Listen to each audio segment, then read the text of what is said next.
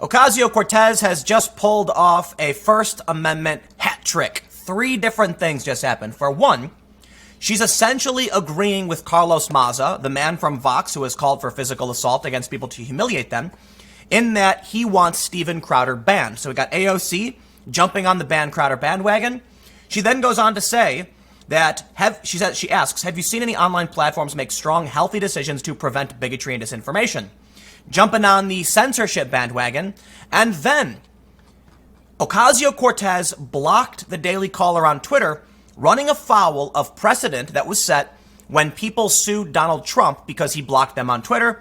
Legal experts say that could be unconstitutional. 3 different 1A violations, or I shouldn't say violations, but infringements.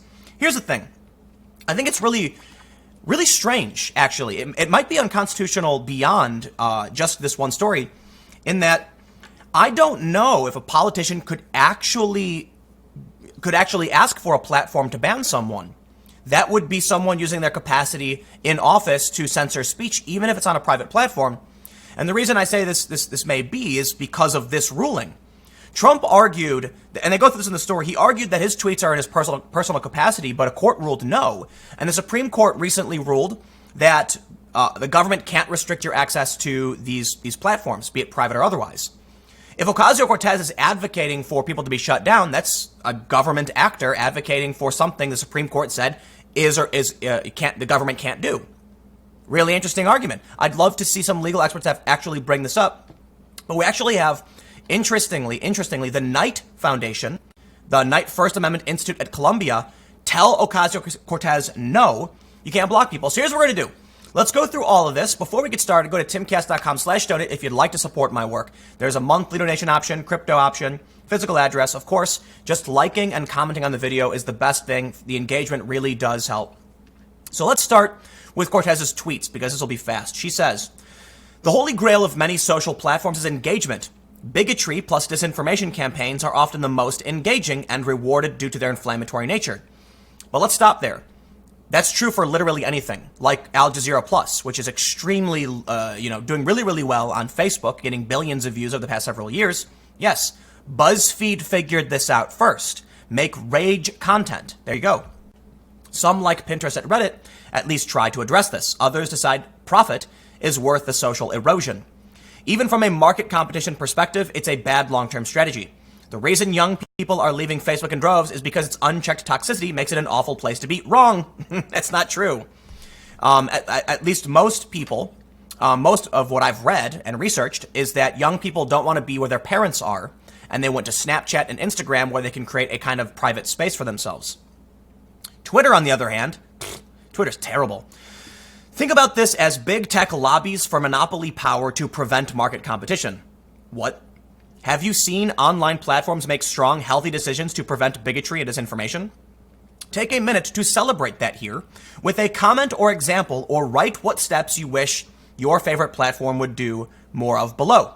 So she doesn't go as far as to say someone should be censored, but she's certainly engaging in that conversation, which I think is really, really dangerous of a politician. Will Chamberlain responded saying, totally agree. They are being too cautious. They should ban you and Saikat Chakrabarti for bigotry towards conservatives and for spreading disinformation about socialism. Therein lies the big problem with people who think they're always right and why we have to protect free speech. And it's really sad to me that the mainstream left is ignoring this. At least we are seeing now the Electronic Frontier Foundation, which is pretty woke, defending free speech online because they're now seeing how it backfires. But we saw this.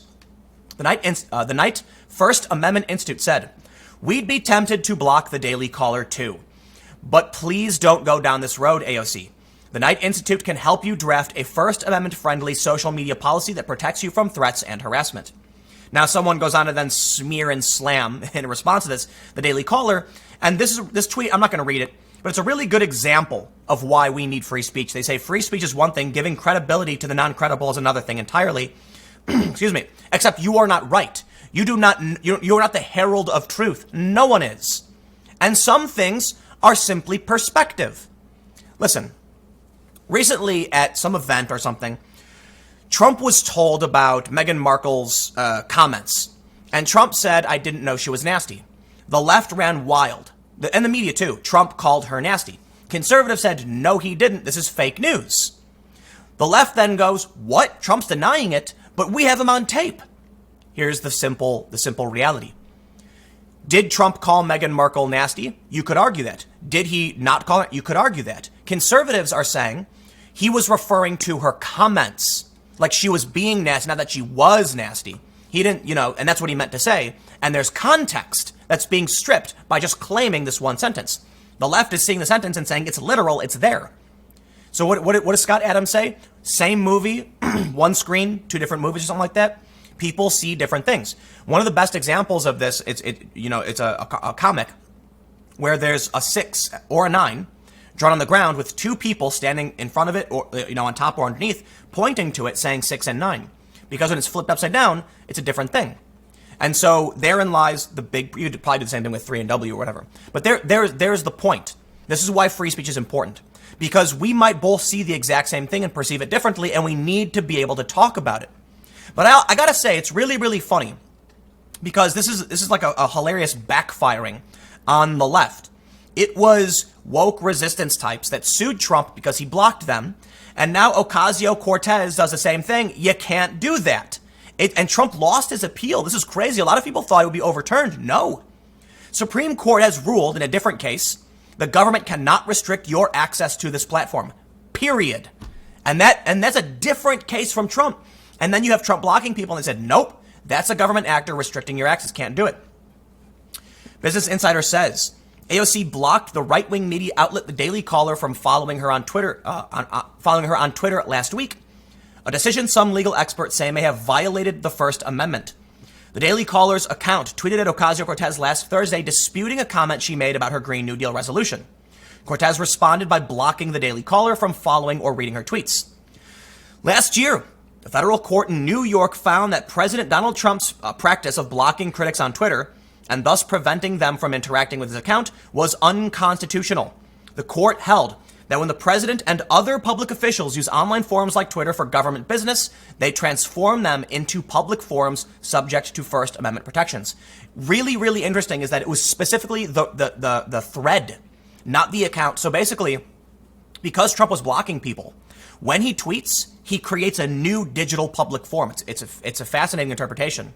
I gotta say, man, we are developing new civic policy that we've never seen before.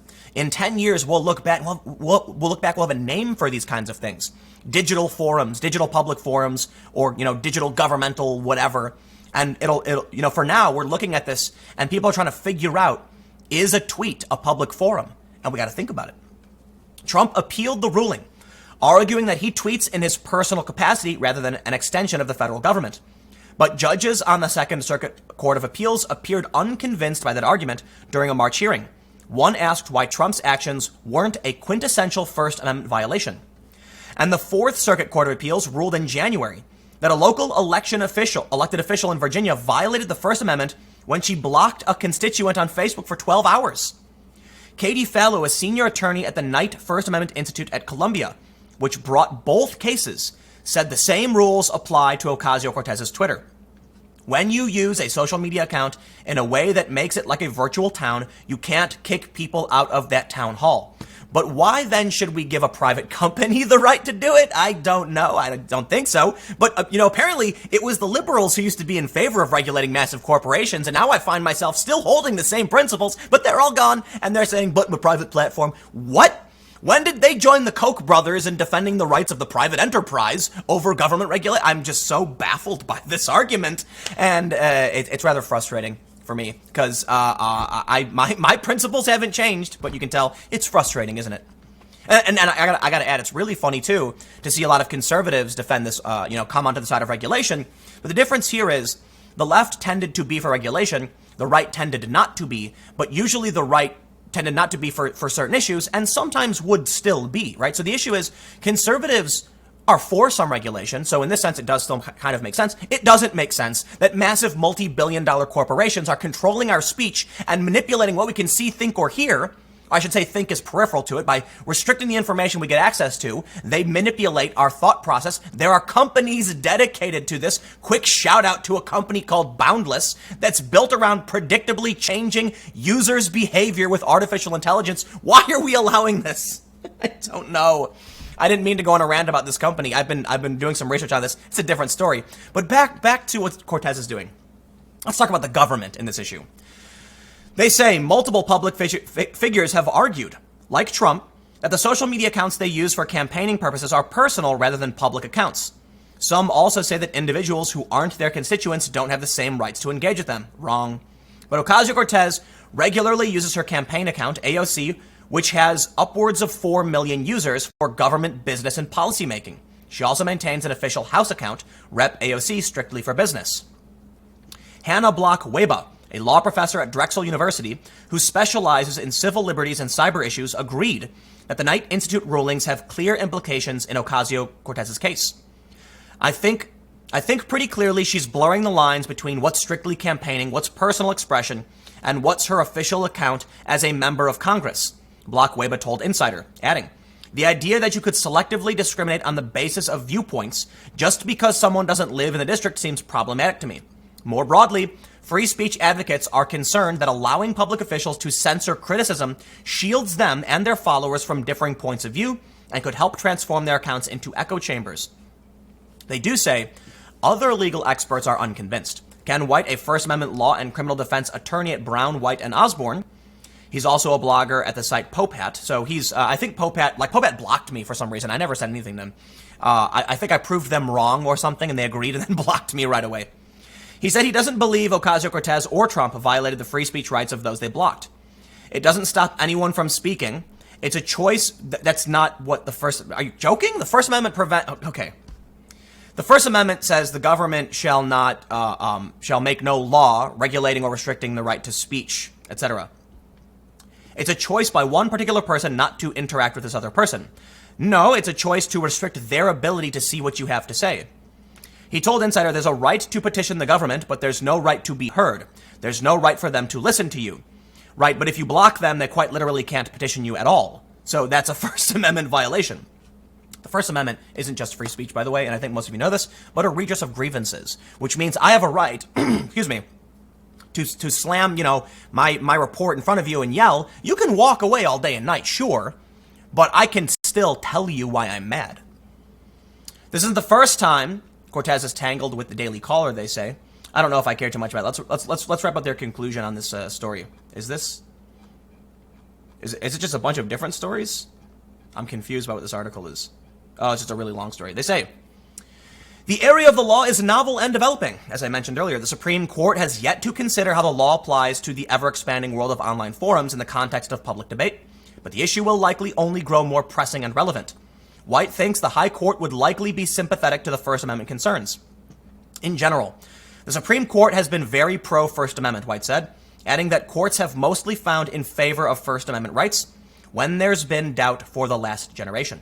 So basically, this is a fascinating development. Let's consider this. We know the precedent set in this regard. Trump lost his suit. He lost his appeals. You can't block somebody. Trump then unblocked many people. I don't think he unblocked everyone. Ocasio-Cortez is dancing on the razor's edge of calling for censorship here. Have you seen online platforms make strong, healthy decisions to prevent bigotry and disinformation? Bigotry and disinformation are not illegal, and they're actually protected under the First Amendment. You do have a First Amendment right to lie. You do. So if Ocasio-Cortez is saying, she's dancing on the razor's edge, basically, she's saying, celebrate this, prevent this. Can a public official encourage businesses to restrict the speech of others? There's probably precedent set on this. I'd love to hear some legal analysis. Comment. Let me know what you think. For those that are listening on the podcast, you can just leave a review. I've got another segment coming up shortly. It'll be on my main channel, youtube.com/Timcast. The arrangement is different on the podcast, but thanks for hanging out. Stick around. More to come, and I will see you in the next bit.